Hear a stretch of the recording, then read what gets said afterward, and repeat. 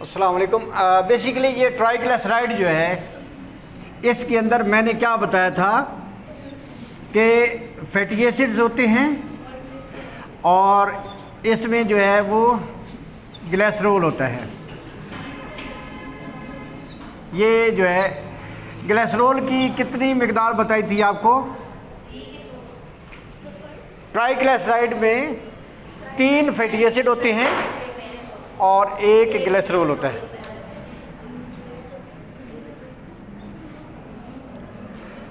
और fatty acid जो है हमें एनर्जी देते हैं बीटा ऑक्सीडेशन से। तो और बीटा ऑक्सीडेशन को हम अलहदा से डिस्कस किया था। और ग्लिसरॉल को जो है वो आज डिस्कस करेंगे। तो यहाँ पे नाम आएगा ग्लिसरॉल काइनेज एंजाइम का। अच्छा, ये जो होता है काइनेज एंजाइम जहाँ पे भी इस्तेमाल होता है तो इसका मतलब ये है कि फास्फोरिलेशन हो रही है। और यहाँ पे फास्फोरिलेशन होगी अल्फ़ा कार्बन पे, अल्फ़ा फास्फो ग्लिसरेट कहलाएगा। ये अल्फ़ा फास्फोग्लिसरेट जो है यहाँ पे बनेगा और अल्फ़ा फास्फोग्लिसरेट फिर चेंज होगा डाईहाइड्रोक्सी एसीटोन फास्फेट के अंदर।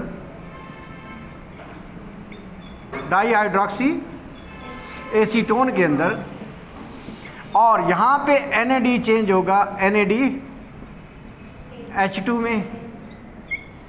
और एंजाइम का नाम क्या होगा? डिहाइड्रोजिनेज। और ये डाईहाइड्रोक्सी एसीटोन फास्फेट जो है ये फिर चेंज होगा 3-फास्फोग्लिसरैल्डिहाइड। ये नज़र आ रहा है आप लोगों को? 3-फास्फो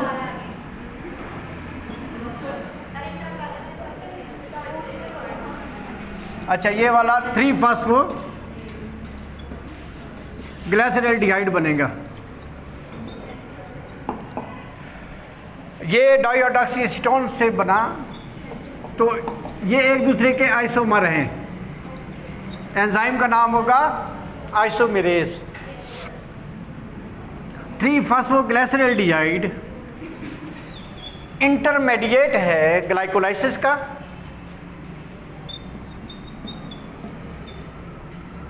आफ्टर मैनी स्टेप्स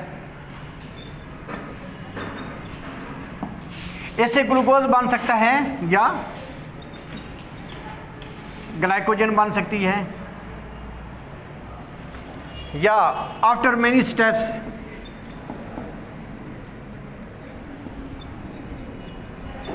ऐसे जो है वो पायरुवेट बन सकता है।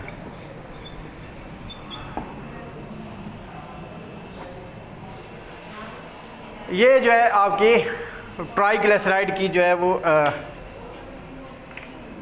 लाइपोलाइसिस है। लाइपोलाइसिस मींस ट्राइग्लिसराइड जो है इसमें फैटी एसिड के अंदर चेंज होते हैं और ग्लिसरॉल के अंदर चेंज होते हैं।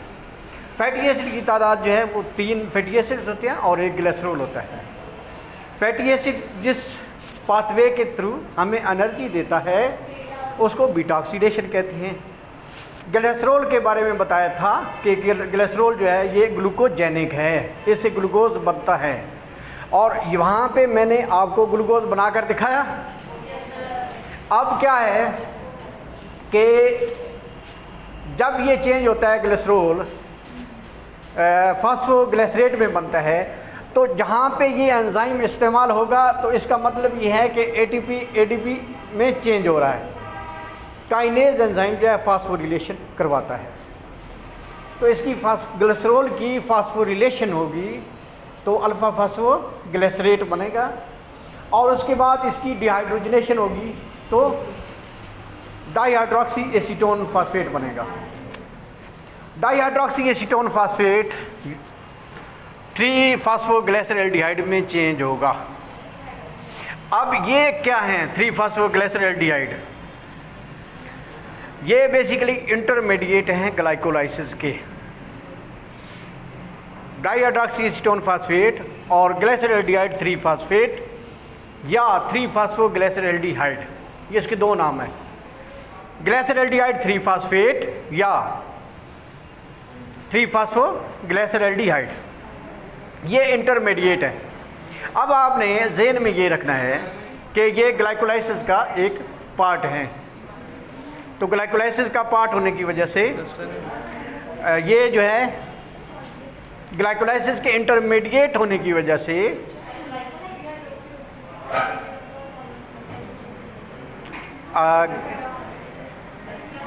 ग्लाइकोलाइसिस के ये इंटरमीडिएट हैं, ग्लाइकोलाइसिस के इंटरमीडिएट हैं। वो कैसे है मैं आपको बताता हूँ। ग्लूकोज चेंज होता है ग्लूकोज 6 फास्फेट में, और ग्लूकोज 6 फास्फेट चेंज होता है फ्रक्टोज 6 फास्फेट में, फ्रक्टोज 6 फास्फेट चेंज होता है 1,3 बिसफास्फोग्लिसरेट में, 1,3 बिसफास्फोग्लिसरेट चेंज होता है ग्लिसरॉल्डिहाइड 3 फास्फेट या डाईहाइड्रॉक्सी एसीटोन फास्फेट में। तो इसलिए सबसे पहले आप लोगों ने ग्लाइकोलाइसिस पढ़ी होती तो फिर आपने इसको समझानी थी। तो इसमें क्या है, ग्लाइकोलाइसिस के बारे में सुन लेते हैं, पहले बात कर लेते हैं। ग्लाइकोलाइसिस क्या होती है, ग्लूकोज चेंज होता है ग्लूकोज 6 फास्फेट में, ग्लूकोज 6 फास्फेट चेंज होता है फ्रक्टोज 6 फास्फेट में, फ्रक्टोज चेंज होता है फ्रक्टोज 1,6 बिसफास्फेट में, और ये चेंज होता है ग्लिसरॉल्डिहाइड 3 फास्फेट में और डाईहाइड्रॉक्सी एसीटोन फास्फेट में। तो ग्लाइकोलाइसिस के इंटरमीडिएट हुए कि नहीं हुए, ग्लाइकोलाइसिस के इंटरमीडिएट हुए। अब जो है ये इंटरमीडिएट यानी कि कहीं पे दरमियान में ये हिस्सा है किसका, ग्लाइकोलाइसिस का। और ग्लाइकोलाइसिस अगर रिवर्स होती है, ग्लाइकोलाइसिस अगर रिवर्स होती है तो ऊपर क्या बनेगा, ग्लूकोज, और ग्लूकोज बहुत ज़्यादा मिल जाएंगे तो क्या बनेगा, ग्लाइकोजन। अगर ये नीचे की तरफ आएगा तो एंड प्रोडक्ट क्या होता है, पायरुवेट। तो इसका मतलब ये है कि ग्लूकोज जो है, ग्लिसरॉल जो है वो ग्लूकोजेनिक है, ग्लूकोज बनाता है। कैसे, ग्लाइकोलाइसिस के अंदर या ग्लूकोनियोजेनेसिस के अंदर इंटरमीडिएट देकर। ठीक है। अब आपने, अब ये ज़रूरी नहीं है कि ये जो ग्लाइकोलाइसिस है आप ग्लूकोज से ही शुरू करें। ग्लूकोज चेंज होता है ग्लूकोज 6 फास्फेट में, फिर fructose 6 phosphate, fructose 1,6 bisphosphate, dihydroxy acetone phosphate और ग्लिसरॉल्डिहाइड 3 फास्फेट। ग्लूकोज अगर नहीं है तो ग्लिसरॉल क्या करेगा, चेंज हो जाएगा डाईहाइड्रॉक्सी एसीटोन फास्फेट में और या ग्लिसरॉल्डिहाइड 3 फास्फेट में। और अगर हमें चाहिए होगा ग्लूकोज तो ग्लिसरॉल से ग्लूकोज बन जाएगा। अगर हमें चाहिए होगा, एनर्जी चाहिए होगी तो ये चेंज हो जाएगा पायरुवेट के अंदर। अगर आप ग्लूकोज ज़्यादा ले रहे हैं तो ग्लिसरॉल्डिहाइड 3 फास्फेट या डाईहाइड्रॉक्सी एसीटोन फास्फेट चेंज हो जाएगा डाईहाइड्रॉक्सी एसीटोन फास्फेट में, जो इंटरमीडिएट है ग्लाइकोलाइसिस का, वो ग्लिसरॉल में चेंज हो जाएगा, फैटी एसिड के साथ मिलकर आपको मोटा कर देगा। तो ये कैसे होता है, ये इंटरमीडिएट होते हैं। आपने ग्लूकोज लिया, ग्लूकोज की जब ब्रेक डाउन की तो उसमें भी डाईहाइड्रॉक्सी एसीटोन फास्फेट मिला और ग्लिसरॉल से भी मिला।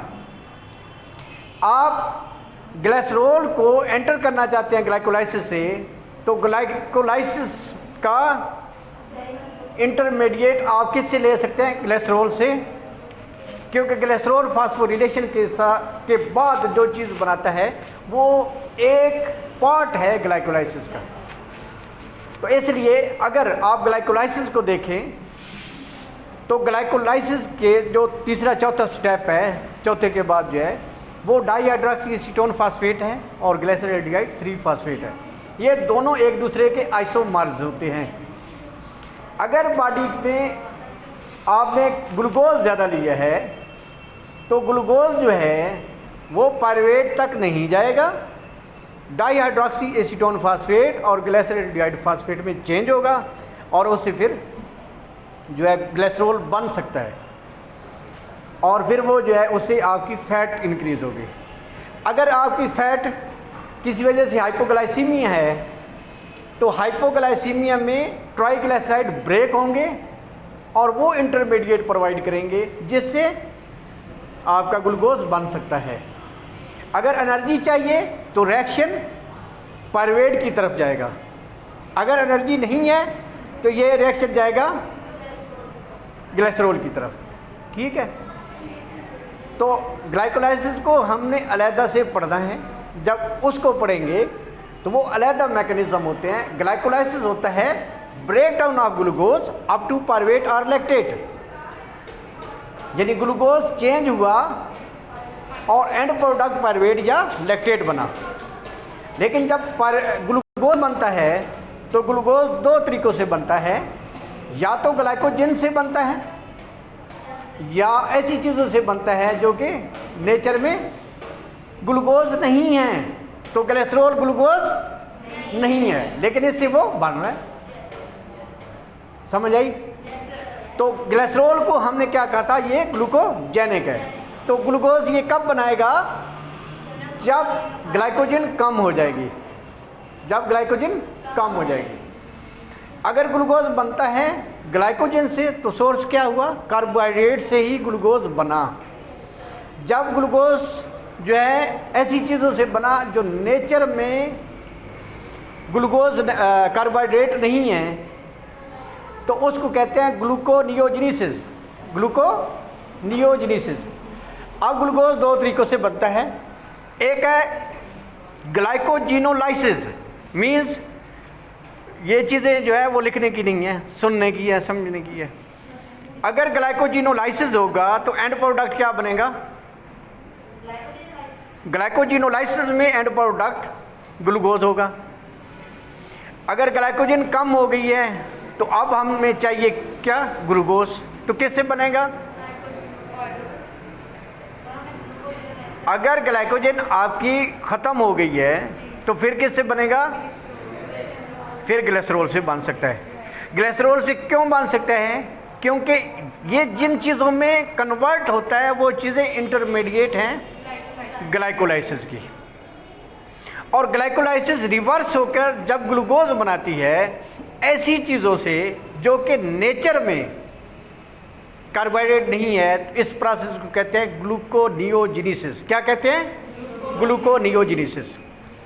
ग्लूकोज ऐसी चीज़ों से बने जो कि नेचर में कार्बोहाइड्रेट नहीं है तो उसको ग्लूकोनियोजेनेसिस कहते हैं।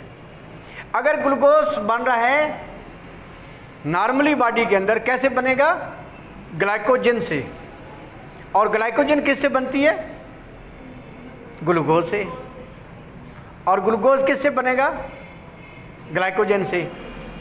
ग्लाइकोजन कम हो गई है तो नॉन कार्बोहाइड्रेट सब्सटेंसेस से भी ग्लूकोज बनेगा, तो वो किससे बनेगा, ग्लिसरॉल से।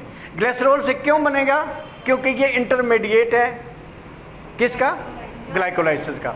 और ग्लाइकोलाइसिस में के स्टेप्स ऊपर की तरफ जाएं तो ग्लूकोनियोजेनेसिस होता है और नीचे की तरफ जाए तो ग्लाइकोलाइसिस होता है। ठीक है, अगर ये स्टेप रिवर्स हो तो ग्लूकोनियोजेनेसिस, अगर ये स्टेप जो है वो नीचे की तरफ जाए तो तो इस तरह जब ग्लिसरॉल एंट्री देगा या इंटरमीडिएट बनाएगा टीसीए इसके ग्लाइकोलाइसिस की, तो ये दोनों कंडीशंस हो सकती हैं। चूँकि ये एंट्री दे रहा है ग्लाइकोलाइसिस में तो या इंटरमीडिएट है तो ग्लाइकोलाइसिस के एंड प्रोडक्ट पायरुवेट बना सकता है। अगर आपको ग्लूकोज की ज़रूरत है तो इससे ग्लूकोज भी बन सकता है। तो दोनों चीज़ें आपने इससे याद रखनी है। तो ग्लिसरॉल को ग्लूकोजेनिक इसलिए कहते हैं क्योंकि ये ग्लूकोज बनाता है। Thank you very much. अब बताओ कि